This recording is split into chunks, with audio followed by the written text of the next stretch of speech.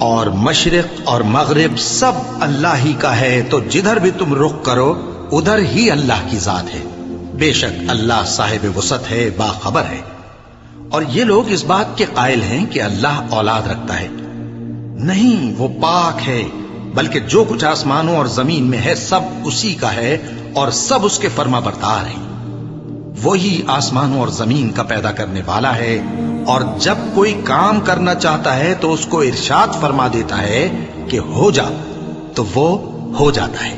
اور جو لوگ کچھ نہیں جانتے یعنی مشرک، وہ کہتے ہیں کہ اللہ ہم سے کلام کیوں نہیں کرتا، یا ہمارے پاس کوئی نشانی کیوں نہیں آتی۔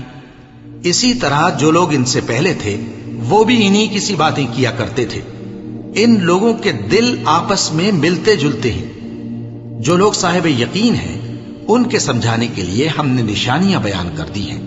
اے پیغمبر، ہم نے تم کو سچائی کے ساتھ خوشخبری سنانے والا اور ڈرانے والا بنا کر بھیجا ہے، اور اہل دوزخ کے بارے میں تم سے کچھ پرسش نہیں ہوگی، اور تم سے نہ تو یہودی کبھی خوش ہوں گے اور نہ عیسائی، یہاں تک کہ ان کے مذہب کی پیروی اختیار کر لو۔ ان سے کہہ دو کہ اللہ کی ہدایت یعنی دین اسلام ہی ہدایت ہے، اور اے پیغمبر، اگر تم اپنے پاس علم یعنی وحی الہی کے آ جانے پر بھی ان کی خواہشوں پر چلو گے تو تم کو اللہ کی پکڑ سے بچانے والا نہ کوئی دوست ہوگا نہ کوئی مددگار۔ جن لوگوں کو ہم نے کتاب عنایت کی ہے وہ اس کو ایسا پڑھتے ہیں جیسا اس کے پڑھنے کا حق ہے، یہی لوگ اس پر ایمان رکھتے ہیں، اور جو اس کو نہیں مانتے وہی خسارہ پانے والے ہیں۔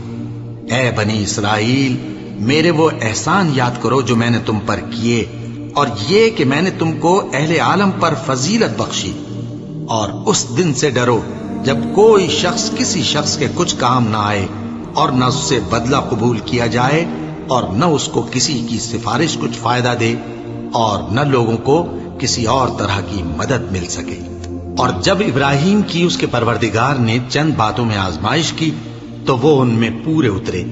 فرمایا کہ میں تم کو لوگوں کا پیشوا بناؤں گا۔ انہوں نے کہا کہ پروردگار، میری اولاد میں سے بھی پیشوا بنائیو۔ فرمایا کہ میرا قول و قرار ظالموں کے لیے نہیں ہوا کرتا۔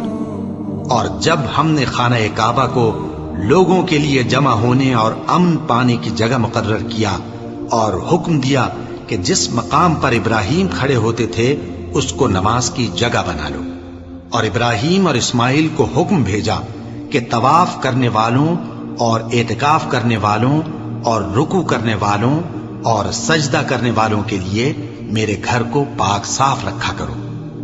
اور جب ابراہیم نے دعا کی کہ اے پروردگار، اس جگہ کو امن کا شہر بنا، اور اس کے رہنے والوں میں سے جو اللہ پر اور روز آخر پر ایمان لائیں ان کے کھانے کو میوے عطا فرما، تو اللہ نے فرمایا کہ جو کافر ہوگا میں اس کو بھی کچھ مدت تک سامان زندگی دوں گا، مگر پھر اس کو عذاب دوزخ کے بھگتنے کے لیے مجبور کر دوں گا، اور وہ بری جگہ ہے۔